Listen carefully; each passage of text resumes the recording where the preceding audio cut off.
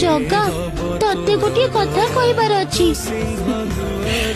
ବଳରାମ, ମୁଁ ଜାଣିଛି ତୁ କି କଥା କହିବୁ।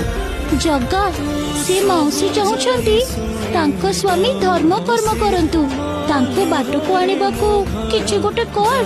ଆରେ ବଳରାମ, ଏଥିରେ ମୁଁ କଣ କରିପାରିବି? ସବୁ ଆତ୍ମା ସ୍ୱାଧୀନ, ଯିଏ ଯେମିତି କର୍ମ କରିବ ସେ ସେମିତି ଫଳ ପାଇବ। ମୁଁ କଣ ପାଇଁ କାହା କର୍ମରେ ହସ୍ତକ୍ଷେପ କରିବାକୁ ଯିବି ଯେ? ହଁ ଯେ, କିନ୍ତୁ ମାଉସୀ ତତେ ଏତେ ପ୍ରାର୍ଥନା କରୁଛନ୍ତି, ତାଙ୍କ ପାଇଁ ଏତିକି କର। ତୁ ପରା ଭକ୍ତ ବତ୍ସଳ, ଭକ୍ତଙ୍କ ପାଇଁ କିଛି ବି କରିପାରୁ। ଆରେ ବଳରାମ, ତୁ ବି ନା ସବୁବେଳେ ମତେ ଧର୍ମ ସଙ୍କଟରେ ପକେଇ ଦଉଛୁ। ହଉ ଠିକ ଅଛି, ଚାଲ ଏବେ ଯିବା।